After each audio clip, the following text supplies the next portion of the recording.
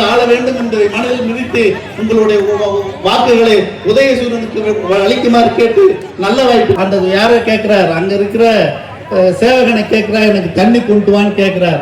அந்த தண்ணி கொண்டுவான்னு கேட்டதுக்கு அந்த சேவகன் காலம் தாழ்த்தி கொண்டு வந்து கொடுக்கிறான்.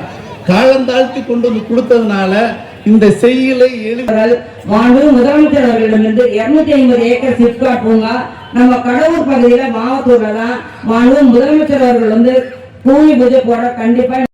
கேட்டீங்களா?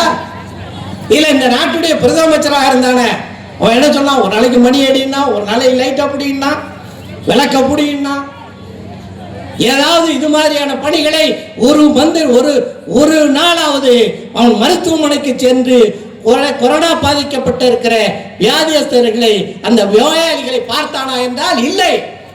ஆனால் தமிழ்நாட்டுடைய முதலமைச்சராக கலைஞர் மகளிர் உரிமை திட்டத்தின் மூலமாக 1,30,69,000 தாய்மார்களுக்கு மாதம் 1000 ரூபாய் உரிமை தொகையை வழங்கக்கூடிய ஒரு மகத்தான திட்டத்தை தொடங்கி செயல்படுத்தி கொண்டிருக்கின்றார்கள். இந்த திட்டம் தேர்தல் நேரத்தில் வாக்குறுதி கொடுத்த பொழுது அண்டைய ஆளுங்கட்சியில் முதலமைச்சராக இருந்த அதிமுகவை சேர்ந்த எடப்பாடி பழனிசாமி இந்த திட்டத்தை செயல்படுத்த முடியாது என்று அப்பொழுது சொன்னார்கள்.